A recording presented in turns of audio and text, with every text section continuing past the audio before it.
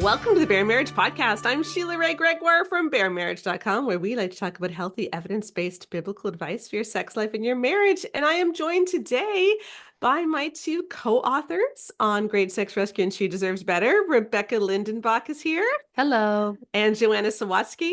Hi, everybody. And this is kind of like a party day. Yes. Because today is February 29th, which is kind of like March 1st. I mean, let's face it, right? No offense to people who actually have birthdays on February 29th every 4 years. I know you're like, yes, it's finally here. But most of us, you could argue it's March 1st. And on March 2nd of 2021, the Great Sex Rescue was published. And so we thought it might be fun to have a third birthday party for the book. Yes. Because I know so many people have been following us, but they don't know the story. Well, and we've gotten so many people who joined the podcast since the book was put out 3 years ago. Like, if you've been listening for less than 3 years, you weren't here when this book was released. Yeah.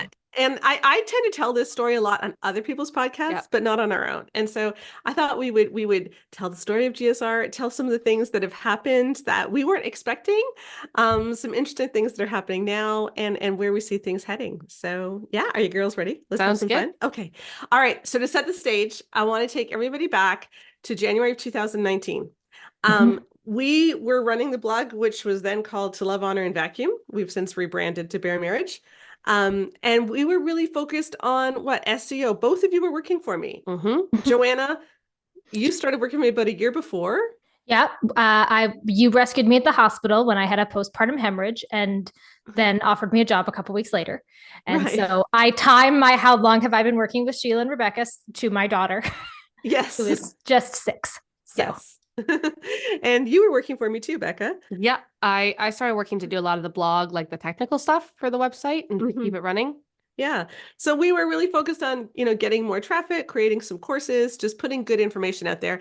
And it was a Friday afternoon. I had a migraine, didn't want to work. And I was on Twitter, because that's what it was called back then. And people were arguing whether they needed love or respect.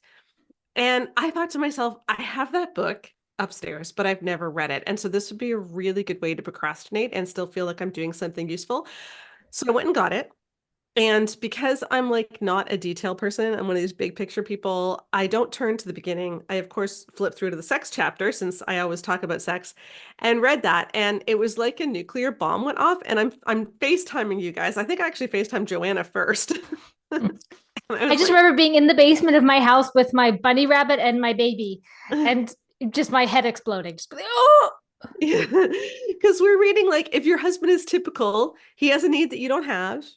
Why would you deprive him of something which takes such a short amount of time and makes him so happy? I think there's like 10 O's in so. It's definitely more than one.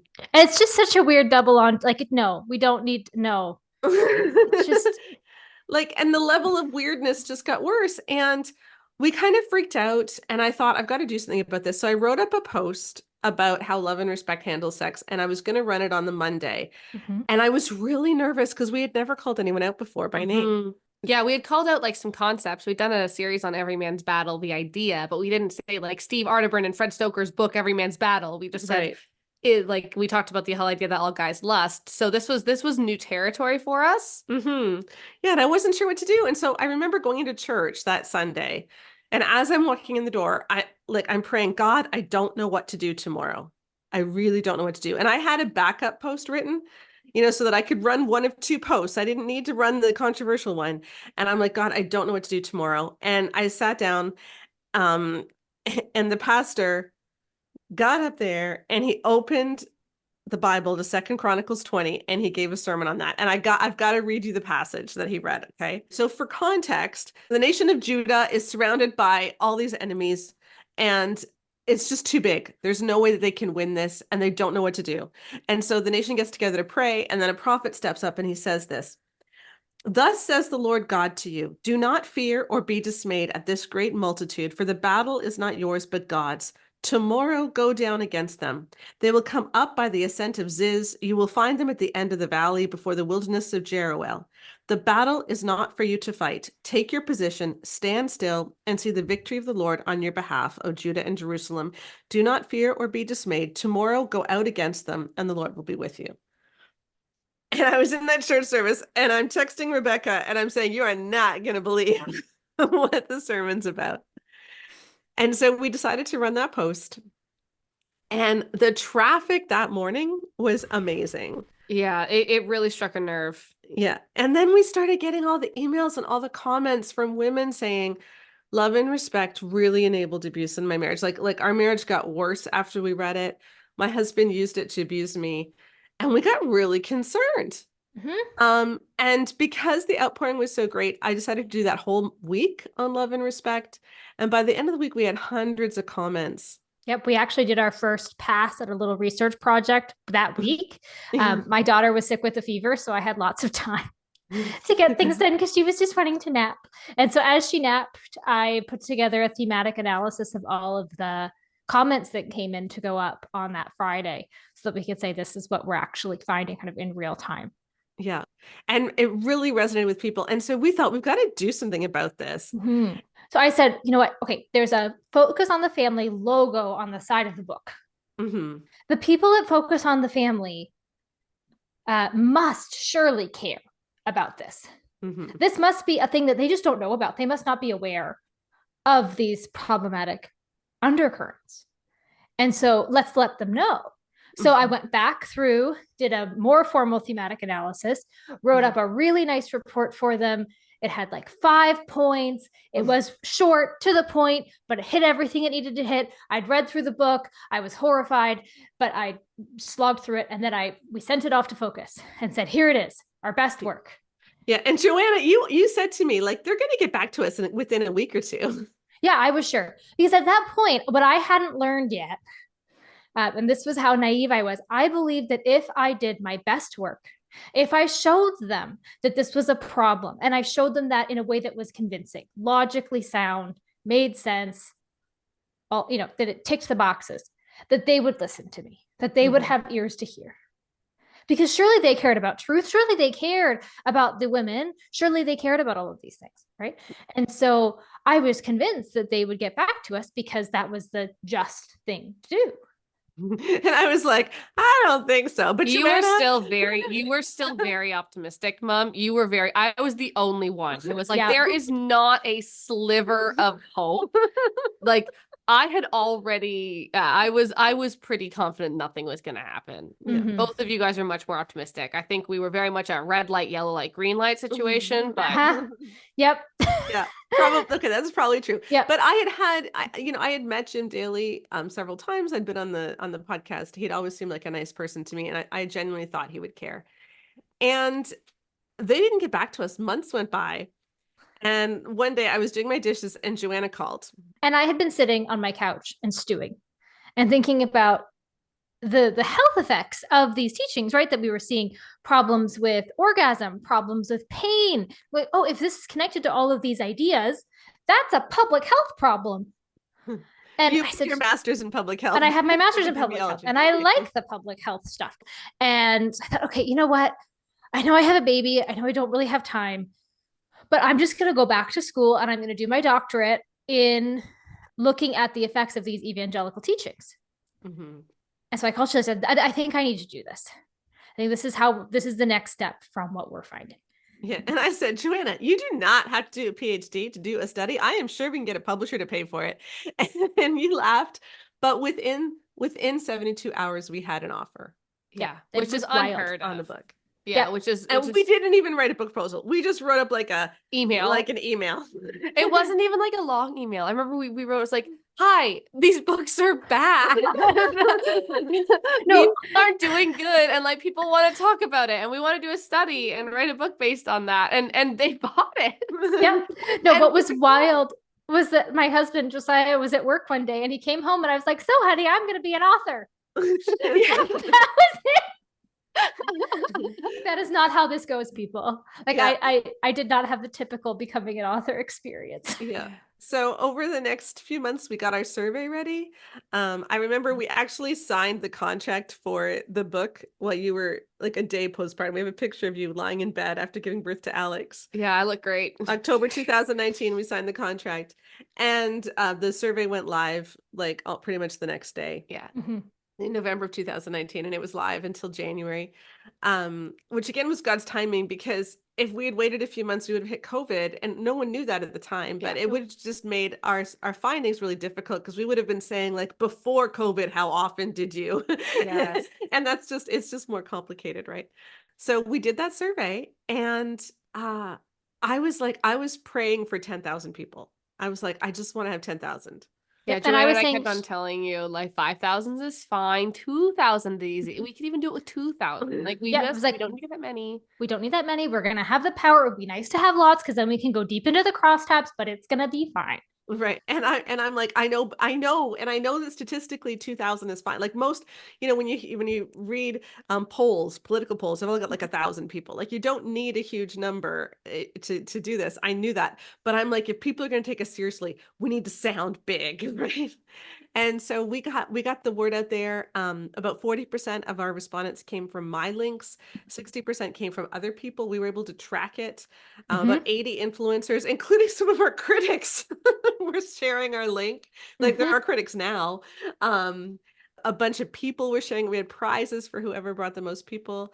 And we ended up with 20,000. Yeah, 20,000. Which is just amazing. It was wild. It was Yeah. so humbling.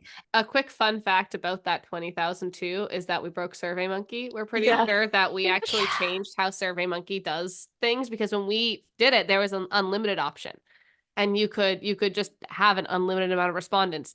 And an unlimited number of collector links. Yeah, and you now have to pay. Like I had like hundreds and hundreds and hundreds of links. Yeah. And so we tried to download our data and it crashed. It wouldn't download. And so we had to like get on content. They had to like download it themselves via an FTP server and send it to, like, it was a whole thing. And now you cannot get an unlimited access account. You can get up to 7,500, then you have to pay more. Yep. And if you will note, the sample size for the survey for She Deserves Better is just a hair under 7,500. Exactly. We were trying to be cheap. Yeah, we closed it as soon as we hit the magic number where we were going to have to pay more. So, well, because it was like you have to pay per respondent, and it was like this could get really expensive really quickly. Yes, because we love how excited you guys are about our research, but when we're paying for each of you, cool it, shut her down. Yeah, but now we're going through Qualtrics through Queen's, so now we don't have those. Exactly. No more caps anymore. Yeah. So since then we got ethics approval for our other surveys. We've just and we're with the university now. It's been awesome. But this book came out March 2nd, 2021, so 3 years ago, and I thought we could just run through it and just share some of the funny things from the chapters, just so that you guys all know what's in it. And I do want to say this, okay? I know you guys who listen to our podcast hear us say things all the time. And so you may think you don't need to get the book because you've already heard it all. And I understand. Like, I get it. Like, there's a lot of people I listen to and I don't buy their book. And then I finally do. And I'm like, oh man, I wish I'd bought this earlier, because reading it all in one go is just so different. And this is a really, really powerful book. So, please, if you haven't gotten it, take a look at it at Great Sex Rescue, and please pick it up for your pastor, your small group leader, like everybody. Let us change the conversation, because it's really important. One of the biggest questions we get from listeners of the podcast too is like, how do I explain this to my friend?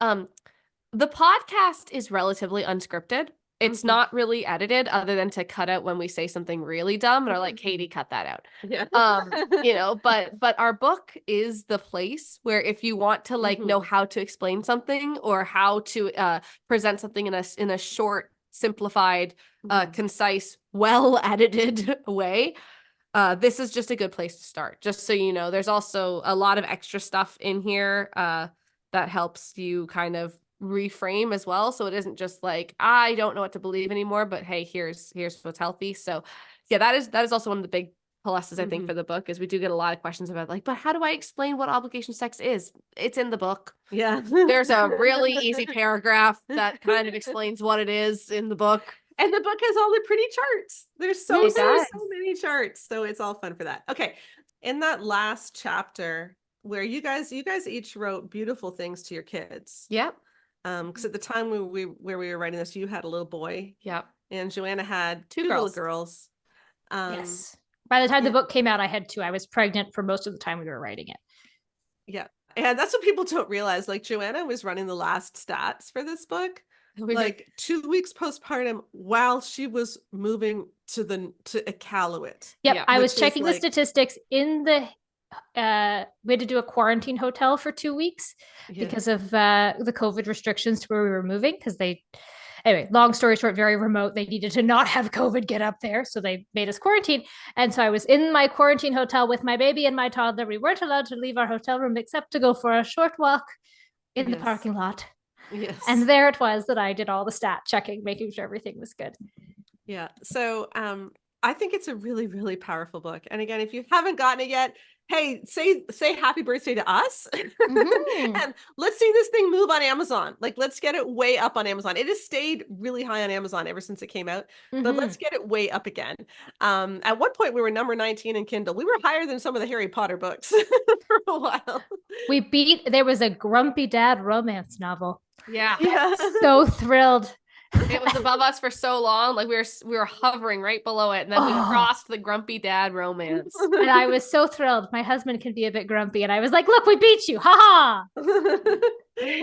So, I'm really proud of this book. Like, it's so well written. It honestly is. And I know I wrote it, but like you wrote a lot of it too, Becca. I like to say all the funny bits are Becca's. And there are a lot of really funny lines in it. So even though we're talking about something super serious, the stuff about the white stag at the Quality Inn is pretty funny. Like, it's just funny. And it's like the church has been allergic to talking about this stuff well. So I think it's really freeing to read a book that does talk about sex well and does say that women matter. So please pick it up. All right, let's talk about what has surprised us now in the last 3 years. Sure. Okay, you want to go first? Sure. I mean, we've been really surprised that men have been reading it too, because not because we wrote this to be applicable to both men and women, but we also know that the vast majority of readers of self-help Christian books are women. Yes, like we're not talking 55%, we're talking like 80 something percent. And we thought that a book that's specifically about sex written by 3 women would be closer to 100%, especially since we only measured women's experiences in our survey because frankly, men are doing fine. Yeah. And since the book came out, we have surveyed men. Yes, absolutely. In 2 different surveys. But this book was specifically to address the problem that women are not enjoying sex. And it's like, doesn't help to get a bunch of data saying men are like, yep, sex is good. Like that doesn't help that particular research question.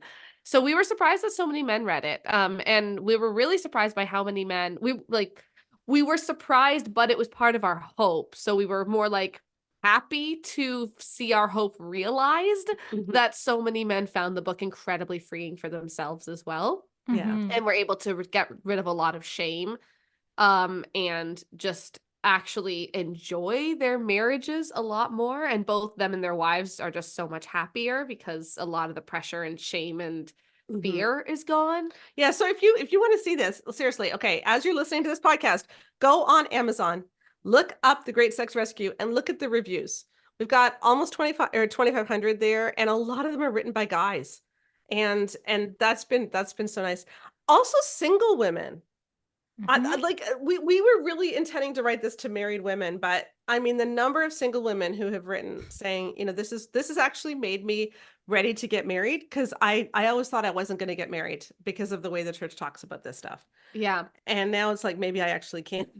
Which is or women who horrifying. It is horrifying. But also I've had women reach out who said that this was so freeing for them, even though a lot of it is applicable because they aren't married, just how healing it was for them.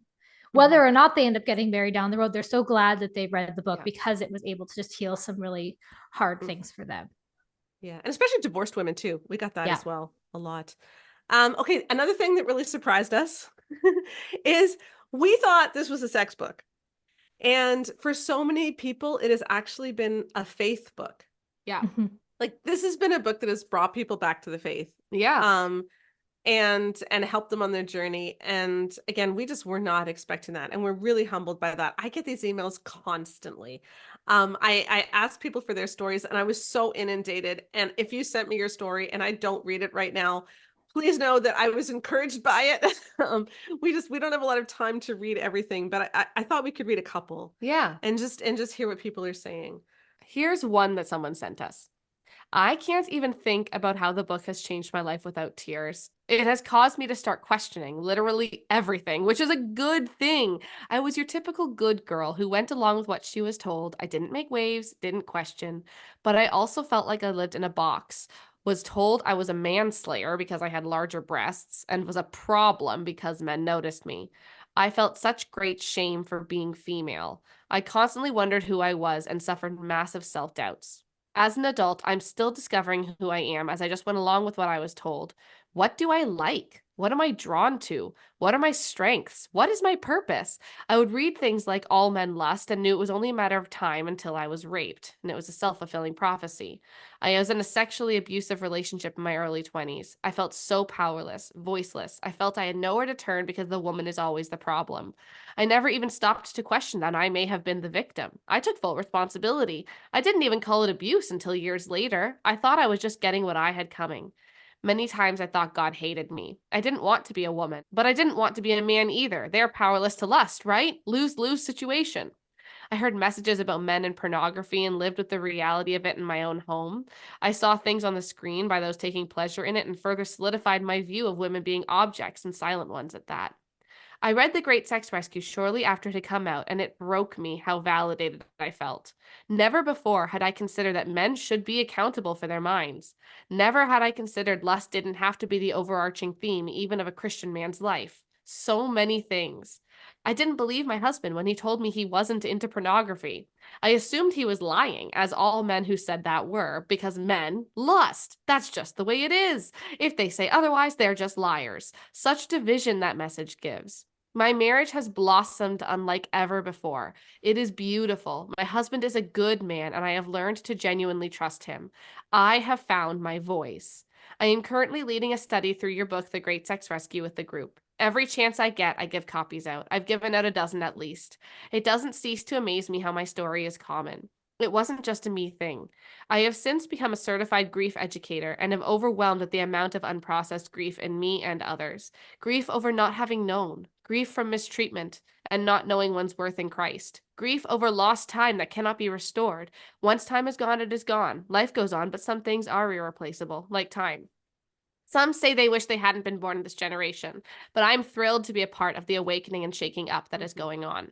All my life, I'll be grateful for the work you all do. I wish I could put into words how earth-shattering it has been in so many lives. Wow. It's just horrifying how many people we talked to in our study too who had similar situations where they had been told so often that men are just predators that when they were then targeted by a predator, they did not think twice. Mm-hmm. Mm-hmm. Like they did not realize it was a problem. It's like, well, it was a matter of time. Yeah. Yeah. Yeah. Over and over again. Here's another one, all right? When I read The Great Sex Rescue, I did not experience the sensation of chains and burdens being piled on me. And that was a first. Incredibly, I actually felt chains being removed. How do you have right relationship with God? How do you believe he truly loves you when you're continually being told that you really don't matter? All of the marriage books I'd read, Love and Respect, Power of a Praying Wife, Every Man's Battle, etc., all of them taught me that I could not expect the men around me to be safe, mature adults. Why? Because God made them that way, because they get a pass, because we should be forgiving, because we shouldn't judge, etc. But regardless of how the men around me behaved, I had to be obedient, quiet, caregiving, and uncomplaining. What a horrible, enslaving, ridiculous, unhealthy message. What a horrible presentation of the gospel. The Great Sex Rescue addressed every gut feeling I'd had when I read those other books, and suddenly it all made sense. God didn't create me to be small, less than, or subservient. He created me for deep relationship and powerful mutuality. Knowing that God does not excuse anyone's bad behavior and that he creates us for real relationship with him and with each other has radically altered how I see God and how I understand God to see me. Yeah. Yeah, like that's amazing. I think that's also, and again, I know we already said it, but that's one of the things that's been most surprising and that I've loved seeing so much is how, and I wasn't really expecting it, was how much people's views of like their role sexually involved their view of God. Yeah. Right? Like I really did not understand that going into it. And seeing how many people are like able to enjoy their faith now. Yeah. And don't feel like they have to be like, say they love Jesus, but only if they ignore certain parts. Yeah. Right? Like that's what's most meaningful to me personally. Yeah. Okay, there is just one more, Okay. really short. I won't read the whole thing, but she said, after reading Great Sex Rescue, we have now found a safer church. I actually feel that God cares about me now. You helped me see that some translations have manipulated the gender language. The funny thing is that I had been taught it was the other way around. It's disappointing to find out just how much these people I trusted did not know what they were talking about, but I feel so much more free now. I'm still doing a lot of healing. My husband and I are still working on our relationship, but we've made a lot of progress and we're still learning to like church again. The most important thing, however, is that I don't feel like God thinks less of women than he does of men. And that's all thanks to you in your book. That's really sweet. Yeah. Mm-hmm. So, we thought we were writing about sex and we were actually writing about Jesus. And maybe that makes sense, because it really is all about intimacy, right? And it's about a deep knowing, which is what we started the book with. Yeah, exactly. Are you in the Grand Rapids area or in southeastern Ontario? If so, I want to tell you about some events that we have coming up. On Wednesday and Thursday, March 13th and 14th, Rebecca and I are going to be at Calvin College giving some amazing talks. So please check out the links for that. For more information, they're in the podcast notes. And if you live somewhere in southeastern Ontario, on March 23rd, that's a Saturday in the afternoon, we are going to be having a party for Great Sex Rescue and She Deserves Better, and my 50th birthday and everything that we missed because of COVID. It's going to be in the middle of the afternoon so that if you're Toronto or Ottawa people, you still have time to drive, but it's going to be in Belleville, Ontario at St. Thomas Anglican Church. And again, there's more on that in the podcast notes. I would love to see you there. Okay, a couple of other quick things. This one Joanna will like. When I was thinking about some of the things that have changed, I am noticing on social media that there's a lot more people speaking up and saying, but where's your evidence for that? When people say things. Yeah, love people this. can't just say ideas anymore. And they're like, did you know that women are more likely to just be terrible people who nag all the time? And they're the reasons why marriages are a problem? Can you cite your sources, please? Like, you can't just say stuff anymore. Yep. Was it a witch hunting guide from the 1500s? Is that what it was? Because it might have been that. Exactly. That's not evidence, people. Exactly. The one where I see it the most is people keep sharing that stat that like when a husband becomes a Christian, there's a 93% chance his family will, but when a wife becomes a Christian, there's only a 17% chance. People share that all the time. There is no study. No one has ever cited anything. This stat gets quoted constantly and there is no study. Yeah, I honestly wonder if there's because women are so much more likely to be religious than men, I wonder if people may have just misunderstood a stat where maybe it's that among marriages where the husband is religious, 93% of those marriages also have the women as religious, whereas in marriages where the woman is religious, only 48% of those have the man also be religious. And it's just no, that's just different portions of the same chart. Yeah. It's just you're looking at it from different perspectives, or maybe men are just less likely to be religious than women. I don't know, but I don't know. every time someone shares it, I just see multiple people in comments saying, but where's your source? Yeah. Where's your source? So if anyone ever finds that source, please send it to us because we've been looking for it too. It seems to be the source that no one can find. But this is a sea change. And this is one of the big changes we wanted to make with Great Sex Rescue was we always said we want to raise the bar on what counts as advice in the Christian church. And see, I've had a different perspective on that because I don't think you can call it raising the bar if the bar doesn't exist. I think the bar was on the floor. I don't even think it was on the floor. I don't think it existed. I think we need to implement a bar. We're not raising the bar. We're just implementing. There should be a bar, guys. There should be a bar. Yeah, we can't let it be okay anymore for a pastor to write a book based solely on his own opinion. Okay, you want to hear something funny? Yes. Okay, so Keith and I are writing the marriage book right now. So we ended our marriage survey. Joanna's running the stats for that right now. Keith and I are writing it. And one of our points is that in the secular world, they use data. And in the Christian world, we're allergic to data because we seem to be saying you can either do it God's way or the world's way, as if these two things are very different, right? So you can either use evidence or God's way. Like God can't have evidence. And to see an example of this, I took Emily Nagoski's book, Come As You Are, which is a sex book. It's really good. We quoted it in Great Sex Rescue. And I counted all of the peer-reviewed sources in that book. And it was a long count. I kept losing my count. I had to start again, but there were 177. Okay. there were probably over 300 references in total, because some of them weren't peer reviewed. Some of them, were really good books, like hers. Like her book is not peer reviewed; it's just a really good book, right? But 177 actual journal articles or books from university presses or big UN symposiums or something. Okay. Do you know how many peer reviewed resources there were in Every Man's Battle? Oh, it must have been at least 100, considering everyone claims that it's just the Bible on how men are. Yes. It has facts. Zero. Mm. Zero, not a single one. Do you know how many there were in Tim LaHaye's Active Marriage? One. What? There was one, and it was a textbook on physiology and anatomy that was already out of date at the point where he wrote the book. So like nothing else was peer reviewed. So it's like Christians have not used actual evidence. We have let pastors write books they are not qualified to write without using actual evidence. And that needs to change. And I think we are seeing it slowly start to change. I think so. I also think a lot of people are now using evidence in a very tricky way, where they're doing the bad way of doing it, where, I want to prove this, so I'm going to find a study that says something somewhat like this if I only read a portion of the abstract and don't actually look at the whole study.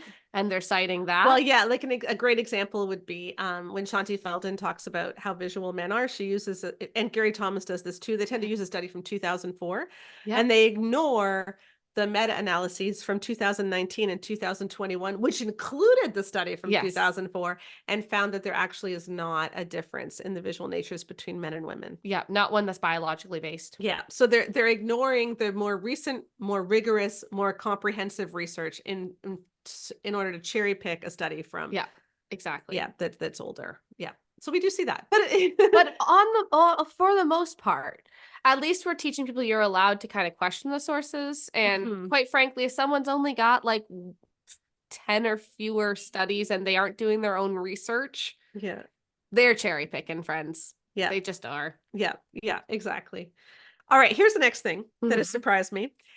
I thought people would just have a little bit more integrity. Yep. And honesty. Because one of the things that has really affected me lately and is how I used to teach bad stuff. And I talked about this in our recent podcast about Lies Women Believe.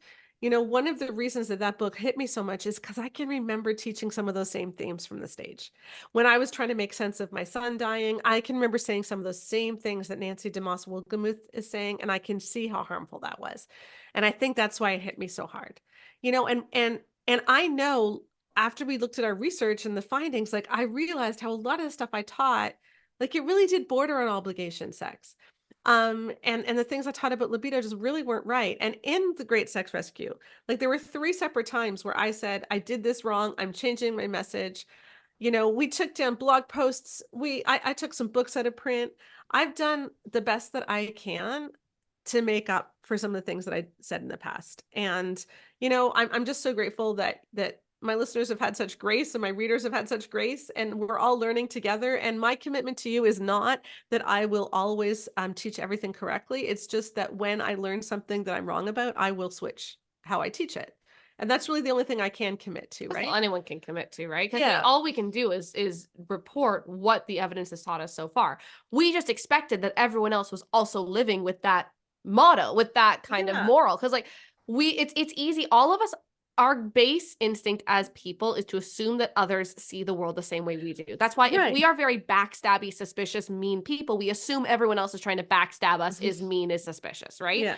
And we are people who, like the way I've described how I hold on to beliefs is I am very firm in what I believe. I am strong in my beliefs. I do not budge from my stances. And then the minute I better information, I am very strong for the opposite side, and I do not budge from that stance. I am strong for whatever the evidence currently shows, right? I've had wildly huge shifts in my beliefs when I was in university, because I actually went to university even when all of like the really big research about spanking came out. So that was one of my really it was harmful, by the way. Yes, very much so. But I went to university in 2013. 2013, I believe. Yeah, I went to university in 2013. Gershoff's study came out in 2014, right? Yeah. So like that was the big thing. And so these are things that I've that's how I work. That's how you work. You are like, we're all gung-ho for what we believe, and then are very, very easy to change our mind when the evidence is different. But the other thing is, like, our goal is to help people. Yeah. Like, and so if I've said something wrong, I'm going to feel really badly about that because it means I've hurt someone. So what has so surprised me is that a lot of other teachers in this area don't seem to share that. And so I want to give you a snapshot. This is a reel from Juli Slattery on Focus on the Family show. Okay. And I just want to play it and then we will talk about it. All right. So here is Juli. And I think the teaching traditionally has been to men, once you get married, you should get all of your needs met sexually in marriage. And now your wife is obligated to do that. And that has hurt so many marriages, hurt so many women. And for women that have had sexual trauma, they can feel re-traumatized. They can feel like they're just objects to their husband. They're not being loved and nurtured. And so I think that this sort of simplistic approach to sex and marriage is something we need to take another look at, to really even look like at a passage in 1 Corinthians 7, which is often used to give that kind of teaching and to say, actually, what Paul is saying is that the sexual relationship is a call for both the husband and wife to minister to one another. And men need to be encouraged. If your wife has pain during sex, if she has trauma in her past, if she's not enjoying it, the burden in some ways is also on you to say, how do I minister to my wife emotionally and physically? How do I understand the complexity of how she's created sexually? How do I go on the healing journey with her? Yeah. And not just say, no, I get my needs met regardless. Okay. Now, first of all, I agree with what she said. Yeah, it's a good point. Yeah. I think that telling men that maybe they should figure out how they can emotionally help their wives when they're experiencing sexual pain is not as strong as I would put it, but I totally agree with the point. Yeah. Why? Well, because as hundreds of commenters stated in the comments, this is literally just a chapter of the Great Sex Rescue summarized, and not summarized. Like, we have a lot better information and more information, but they just, this is what we've said. So it's really funny because I only found out about this because people were tagging me. Like, I had so many people tagging me saying, why do you never reference Sheila Gregoire when you talk about this? Because you never used to talk about this and now you are. Yeah. And Julie Royce website, she runs a Christian news organization, and I'll put the link to her article in the podcast notes. It's pretty funny, but she ended up writing an article on this whole dust up, and they called it "Focus on the Family Reverses Position on Obligation Sex, but Deletes Author Who Exposed Messages Harm." Yeah, because they were going through and they were live deleting anyone who named any of us in the Great Sex Rescue. They were, so you'd comment, and then there were a bunch of people who would comment and then update on Twitter. Okay, I've commented about the Great Sex Rescue. Let's time it. 7 minutes and it's gone. 7 minutes. My comment was up for 7 minutes. Like, this is a whole thing. It was really funny. So they just refused to let anyone hear about us. Which is really interesting because, Joanna, when we were writing Great Sex Rescue, what did you find out about pain and Focus on the Family? Yeah, it was just really interesting because Focus on the Family's website, they didn't have any hits on sexual pain. They had stuff on erectile dysfunction. They had lots of advice about postpartum sex, but they had nothing at all about sexual pain. Yep. And so when they're talking about how there are all these people who have taught Christian couples that it's a wife's obligation to fulfill her husband's sexual needs, we're all just like, hello, it's Taylor, right? Like, it's me. Hi, I'm the problem. It's me. It's literally those three people around the table are some of the people who made this the most prolific. And I honestly think Juli Slattery has been trying to change her message lately. Like, if you look at the stuff she wrote 10 years ago, it's very different than the stuff she talks about now. I think she is trying to get healthier, and she obviously has been very informed by our research, right? Yes. But she just won't cite us or mention us, and Focus on the Family absolutely refuses to have my name in the comments. So they are changing their conversation, which is all we ever wanted. That's good. But they refuse to let people know about us. And I just find this whole reel, I think what I find so demoralizing about it, like, I'm glad they're talking about it in a healthier way, but what's so demoralizing is that, Christians have traditionally taught this, and isn't that sad? And then the men there are nodding, oh yes, isn't that sad? And it's like, it was you. It was you. Can you not apologize? Like, why didn't they even say, and I mean, guys, we were all teaching this 5 years ago. We got to change it. They could have even said that. Like, this was us. We were all teaching this too. Yeah. Once again, we return to the lesson that everything important to know in life, we learned by the time we graduated from kindergarten. Yeah. Yes. Yeah. Just What say do you sorry. do when you do something wrong? Say you're sorry. Yeah. That's it. Okay, I'm just parachuting in here because we had to cut a lot of this podcast for time and we missed some context. And so I want to give some more context here. We're really critiquing this reel by Juli Slattery on Focus on the Family, but she's not the only one who's done this. And we have talked at length on previous podcasts on how the authors that we actually critiqued in the Great Sex Rescue have responded to our work. And so I will put a link to some of those podcasts in the podcast notes. We just didn't want to rehash stuff we've already gone over. So we sort of seem to be putting the spotlight on one person here, and it really isn't all about that one person. But there is a bigger theme that I do want to draw attention to, and it's this. We did this huge study of 20,000 women that definitively showed that obligation sex is really bad. But for both women and men, our follow-up survey of men showed that too. And it has profound effects, including physical effects on women with sexual pain, which can cause re-traumatization. And the problem is that people are using our buzzwords like obligation sex. And Julie's not the only one. Multiple authors have done this, including in their books without citing us. So they're using our buzzwords, but they're not actually grappling with our findings and the implications of our findings. And that scares me because it's like, unless you really go deep into the implications of our findings, you're just weaponizing therapy speak, and you can actually be sounding like you're safe when you're still giving a lot of the same harmful messages. And so I hope that in the future, people will actually grapple with our research and with the full ramifications of it. And that it's not enough just to say obligation sex is bad, but we need to look at why it's bad.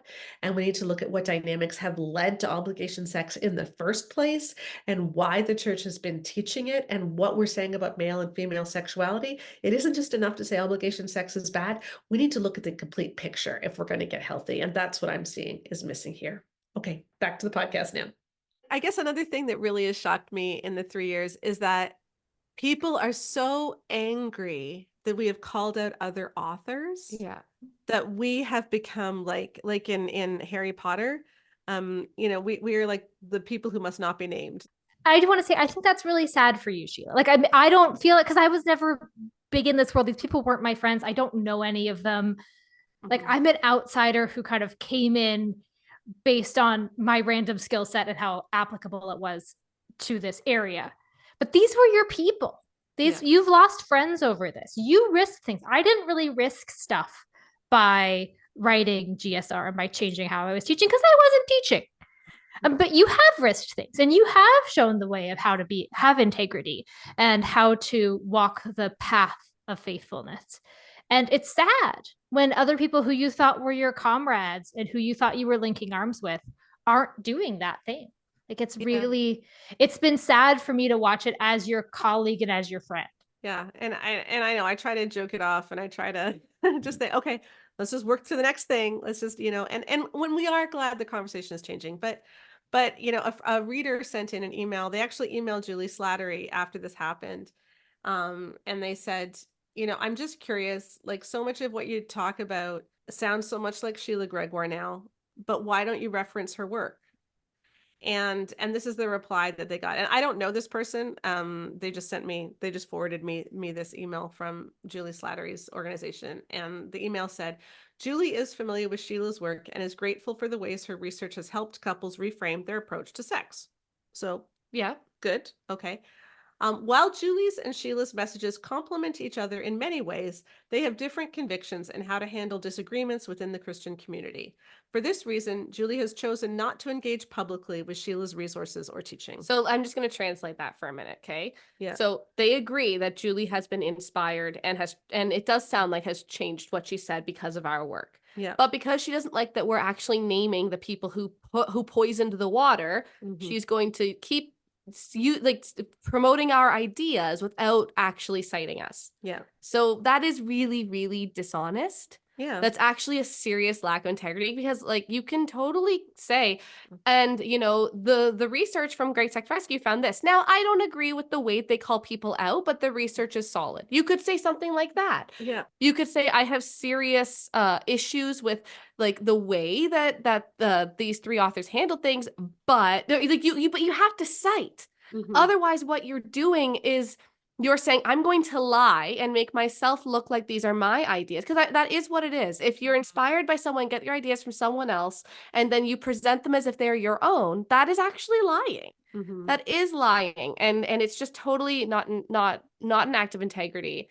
And what we were talking about before this is when I was growing up, you often assume that like the people at the top of these big Christian organizations are there because they're the best Christians. Right? We're a meritocracy.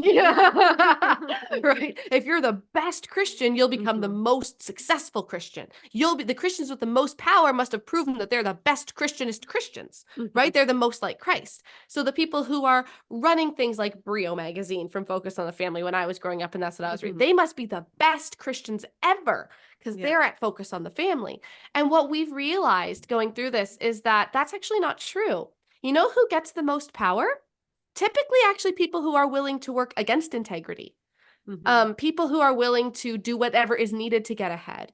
And it's very sad to see that happening. And if you consider the goal not to be Christ-like, but to maintain and build power, Julie's email makes a lot of sense. Yeah. I can't risk people hearing about this person who's calling me out. And so but her ideas get a lot of views. So I'm going to use those ideas and I'm not going to cite so that people don't go to her instead of me. Yeah. I need to maintain this. And in their mind, I think in their mind, they're being ethical because they think I am so dangerous because I'm calling out other people and I am so un-Christ-like that it is more ethical to use our ideas without citing us than it is to cite us because of how unethical we're being. But what is the ethical thing here? Because what they're saying is that we are really bad because we're calling people out. Yes. Okay. But we are calling out teachers who have hurt people. And they are trying to protect teachers and we are trying to protect the sheep. Yeah. And that's the fundamental difference. They are trying to protect teachers. We want to protect the sheep. And they see that as such a threat. And it's so it's so opposite of how the evangelical world has worked up until now that we've really upended everything. And so a lot of people are just not citing us at all. I also think, I know we have dealt with a lot of whisper campaigns behind the scenes, this so-and-so won't let this, like it has felt like middle school. Like, but there's a lot of bullying and stuff that happens in the power politics of evangelical thought leaders. Yeah. And so I honestly wonder if there would be repercussions for Julie if she cited us. Yeah. And that's not okay, right? And it's, that doesn't give us that's not a carte blanche to then not cite or to, erase somebody's work. But I think that it does maybe give some logic to it if that's the case. Yeah. And I do want to say, I don't think Julie is the worst in this at all. It's just that we had her email and I thought that was interesting. But I think you're onto something, Joanna, because I have another clip that I want to play for you. This one is from the Bodies Behind the Bus podcast. And to give some context, Joy's story that they're covering here is a 2-episode podcast arc. She had been running a women's ministry at a very large church, and she just kept bumping up against this pastor who didn't like what she was doing, and she was a victim of spiritual abuse. They ended up kicking her off in just the worst way possible, putting her under church discipline. It was really bad for basically nothing. It's difficult to listen to, but it's so interesting. And we need to understand this is what's happening in a lot of the authoritarian churches today, conservative churches, which require you to sign membership covenants, where the pastor is really trying to be the ultimate authority. So Bodies Behind the Bus does a great job of revealing what's going on, especially in the Acts 29 network of churches. But this particular woman's story has an intersection with Great Sex Rescue, and I was so surprised when I heard this. So I just want to play you this 3-minute clip. What was about to come ended up just totally destroying me. So he goes on this sabbatical. Nothing's really resolved. So you don't really have a clear understanding of why he wants you to step down. Now there's this dynamic where the relationship is turned to where you may not even have hope to save the friendship at this point. You don't know. He comes back from sabbatical, and then there's something that happens in January of the next year that is seismic in nature. What happened? Yeah, he came back from sabbatical, and we just kept meeting like nothing. We didn't really talk about what had happened, but it was there in the background. And at this time, I had been reading The Great Sex Rescue, which Shout out, is Sheila. an incredible book. Yes. Thank you, Sheila. And I had recommended it to a number of women, and I also posted about it on my social media, which I very rarely posted anything on my social media, like book recommendations, never anything political. But I was like, I have got to share about this. This is such an important book. I was hearing from a lot of women who had been reading it and were like, this is great. My husband had like guys reading it and talking about it too. I didn't think anything of it. Yeah, that there was a Sunday in January of 2022 that the lead pastor came to me after the service, and he's like, hey, Joy, I need to talk to you once everybody kind of clears out, if I can get a minute with you. And I was like, okay. We had this huge lobby. I remember it was just the two of us in there. And he came to me and was like, hey, I just want to let you know, there are people who have been coming to me with concerns about what you're posting on your social media. And I was shocked. I didn't know what to say. Because first of all, I was like, I don't even post anything controversial. What could it be? Pictures of my baby. I don't know. And I start asking questions like, what are you talking about? And he's like, it's about the Great Sex Rescue. You said it was one of the best books you read last year. And I was so it just caught me off guard. I was like, what? What is because it's about sex. What is controversial about this? He said, no, the author is an egalitarian. And I was so surprised that was the issue. And really, I mean, in the moment, I remember just the fear in me, because it was just this very intense, I could feel the heat coming from him. And I was like, well, I think it's a really helpful book. I don't see why, she's not talking about women in ministry. This has nothing to do with egalitarianism. Why is that a problem? And he was like, well, she's, I've looked her up and she's very vocal about it on social media.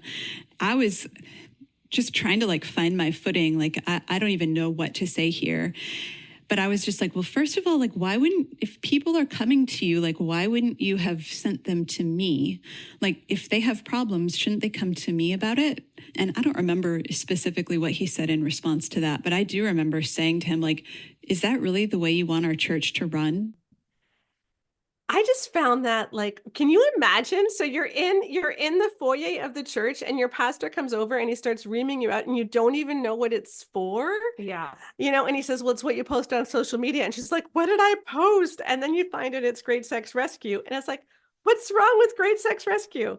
And the only answer he has is, well, the author's egalitarian. Yeah. That's the only answer. But I think that this all ties together, because something that separates Joy and her story from a lot of the people who, and I know we talked about Juli specifically in this podcast, but there's been a lot of others that if you listen back, you'll see who have just failed to kind of stand up when it was necessary. Is Joy showed moral courage. Yeah, she did. She showed moral courage, even though, she was just a congregant. She didn't have this huge backing behind her. She was just one person. And all we're asking is for people to have moral courage. Yeah. That's really it. So you know what? There might be social ramifications. Mm-hmm. If that's the case, it is your job to not enable those people to be able to live, to be able to infiltrate the evangelical world by blackmailing and bullying. Mm-hmm. Stand up to them. It might be that were afraid of being called out for stuff you said in the past. Okay, then own it and change it. Mhm. Oh, well, maybe you just don't want to deal with the hate with stuff that you said in the past. Okay, then retire and go offline and let the next generation take over. There's lots of ways to have moral courage. But on the third birthday of the Great Sex Rescue, what we're mostly grateful for is that even though the people in power have overall failed to have moral courage, the people in the pews have not. Yeah. And that's the big thing. Because I know we're saying we're just happy the conversation is changing, but I am worried that if the people are just slapping on a nice fresh coat of paint onto the same old pile of horse poop, it's still going to smell when you cut it open, right? Like, Yeah. sorry for the visual, but it's at this point, if you're not going in and excising the tumor, it's going to keep growing. Doesn't matter how pretty you make it on the outside. And so even though we're still seeing a lack of real moral courage and integrity from the people in high up evangelical spaces, we're seeing so many individuals who are on the ground making changes, whether it's starting up studies in their churches or challenging their pastors on things, or leaving their churches to go and bring life into smaller, healthier congregations that had all their people sapped by the giant mega churches with their huge fog machines and 80 child large Sunday school programs, right? Yeah. Like, there's so much stuff that's happening that is actually changing the conversation, not just putting lipstick on a pig. Yeah. Right. Like, and that's what I'm grateful. And I'm so grateful. I get sent, on a weekly basis. Hey, my pastor talked about Great Sex Rescue in a sermon, and they'll send me the YouTube clip. And I've seen so many of those too. So I'm thankful for the pastors who are listening. Some are at big churches, some are at small churches. I was talking to a church in Australia where every couple that comes in for premarital counseling has to read the Good Girl's Guide to Great Sex and the Good Guy's Guide to Great Sex. Oh, that's sweet. If you come in for marital counseling, you have to read Great Sex Rescue. And they've gotten rid of every other book, basically. Yeah. And I'm not saying that you can only read our books. No. But the problem is that a lot of evangelical books, the majority of them have been toxic because they're based on an unhealthy foundation. Yeah. And so until we deal with that foundation, we're still going to have these problems. But it is really neat to see so many churches changing, so many pastors changing. And if you are like Joy and you just wanted to spread the word, we do have a Great Sex Rescue Toolkit. Yes. Where that you can download. It's a pay whatever you want. So you just go and you can just choose how much to pay. But you'll get handouts you can give to people on modesty, on obligation sex, on lust, like all the different things that we talk about, so that you can say, hey, you're teaching on that. Here's a better way of seeing it. And it's got all our stats. Like, here's what's wrong when you teach this. Like, it's really cool. And there's also some sheets on how to raise these issues too with your small group leader, your pastor. So you can take a look at that. I will put the link in the podcast notes. But that's what's happening, people, is like, it's the grassroots that is changing things. Like, Great Sex Rescue has been selling really well ever since it launched. And it's not selling well because mega church pastors and Focus on the Family and big organizations and the American Association of Christian Counselors, they've all ignored us.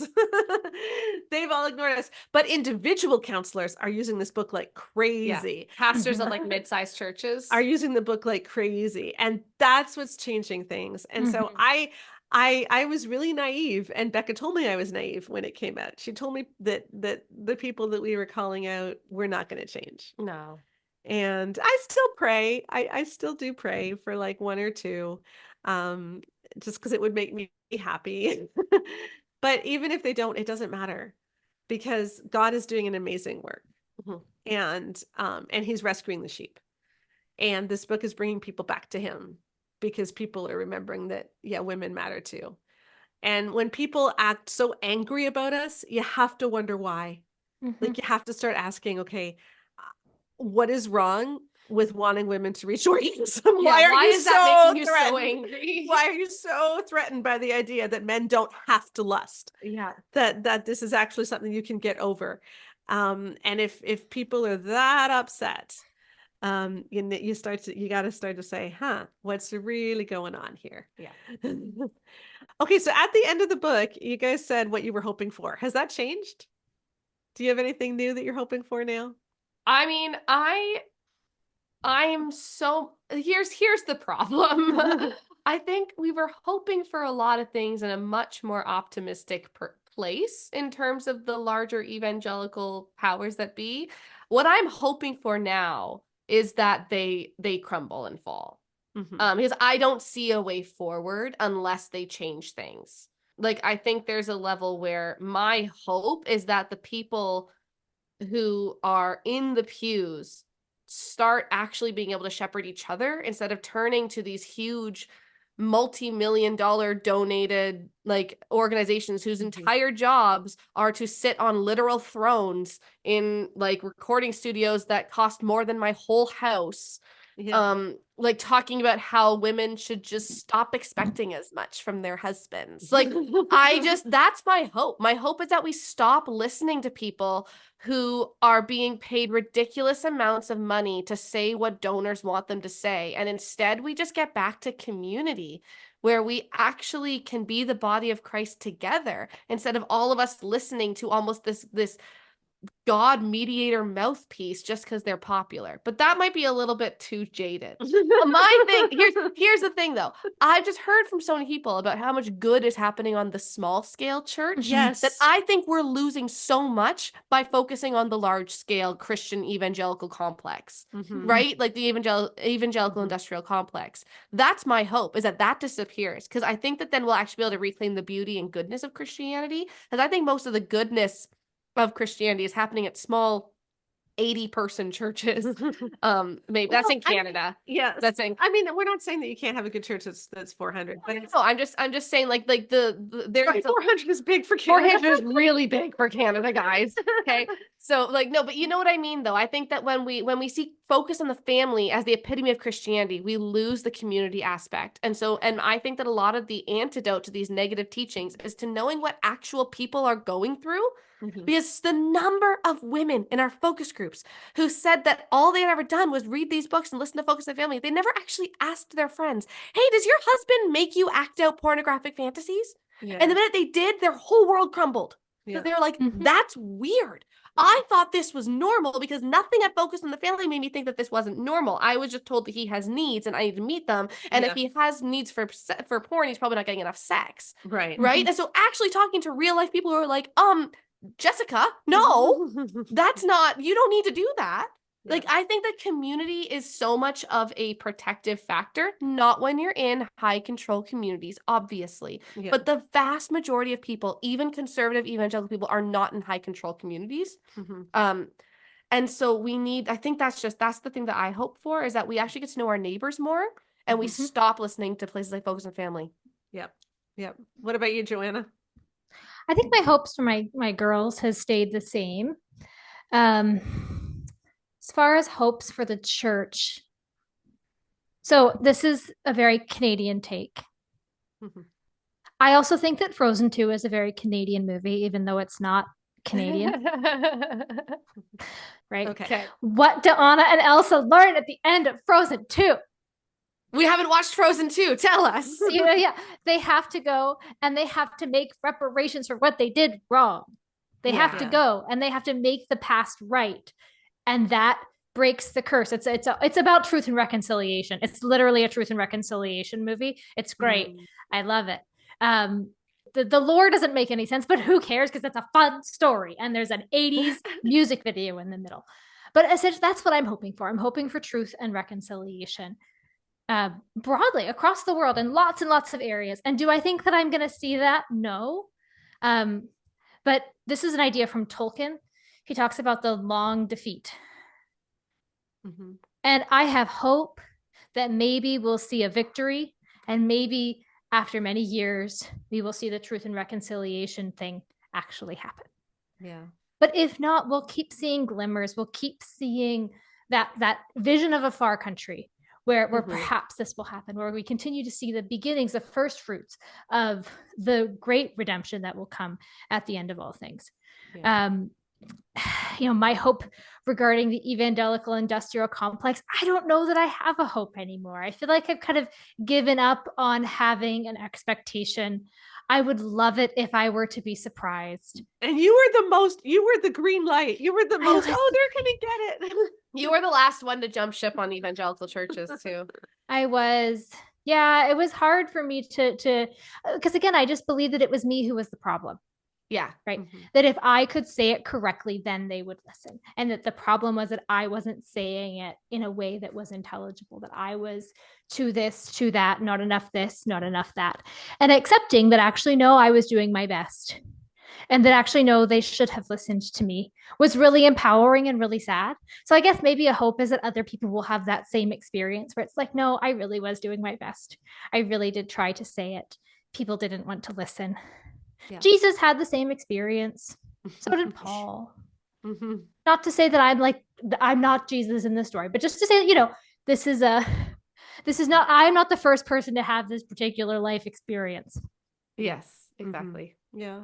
Yeah. And I think I like that. I think my hope, yeah, like I said, I started January of 2024, just praying for one person this year. Gosh, the one person would actually, repent. Um, I actually thought it might be Juli Slattery, and then the very next day someone sent me this email. um, I still hope, because I think Julie's honestly trying. And she's been getting so much better, but in her teaching, and I think she really, really wants to be healthy. And I haven't seen that in a lot of the other ones. Um, But I'm just worried that she's just going to do more damage than good if she keeps on making dangerous places sound safe. yeah. Mm-hmm. And that's really what it is like, we can't have health without truth and reconciliation. And so yeah, I will still pray for that. Um, I want to, you said, Joanna, that there's still glimmers, and that is what we're seeing, is that those glimmers are in individual people, and individual people are having real victories, even if the evangelical industrial complex doesn't. So Exactly. as we wrap up this 3-year birthday party for the book, I thought I would read. I want to end with this person's story, because it's a great one, and I'm really grateful that she sent it in. She says this. My husband and I grew up in very conservative circles, homeschooled, church, and private school, so purity culture did a number on us both. Both of us have experienced sexual abuse, and he became a porn user beginning in the 3rd grade. This was part of the abuse he experienced from another child. So we get married and we have an okay marriage. We thought things were going well. We fought a lot, usually about sex, but we were both committed to staying together, and it was not a terrible situation. In fact, if you asked me how my marriage was for the first 10 years, I would have said we are so happy and better off than most. And then he disclosed active porn use almost 10 years into our marriage, and right after we found out that we were expecting another child. My life turned upside down, and we were committed to healing and changing the trajectory of our lives. I no longer put up with abusive behavior like entitlement and porn. He committed to owning his behavior and changing. It's been a long 5-year journey. I searched out all I could find, any way to make sense of my life and what was wrong in our marriage. I somehow found you. I can't even remember how, and our lives have not been the same. We would not be where we are if we had not found your resources. Our marriage is completely different for the better. He is a safe, loving, respectful man and is continually looking for how he can help me find safety and intimacy. It isn't even just our sex life that has improved, but hello, it has. I mean, I realize I have a libido. Our entire marriage and our perspective on how men and women relate have become so much healthier. We have learned about mutuality, seeking the flourishing of others, and most importantly, how to live like Christ, to recognize the destructive ideology in our lives and to seek to be more Christ-like. I shudder to think where we'd be without you and your work, Sheila. I wish I could give you and your team a big hug. You're doing life-changing work. I fully believe that one day, years from now, your work will be seen as a critical turning point in church history. So thank you. Thank you. Thank you. That's really sweet. Yeah. Yeah. Yeah. And so, since Great Sex Rescue came out, we've had 3 other books out. Good Girl's Guide to Great Sex, that I totally rewrote without getting paid a single dime, just because I wanted to update it, because I didn't feel right selling the old version anymore. The Good Guy's Guide to Great Sex, and She Deserves Better, of course. And now we are almost done the writing of our new marriage book. Don't have a title yet, but that'll be out in spring 2025.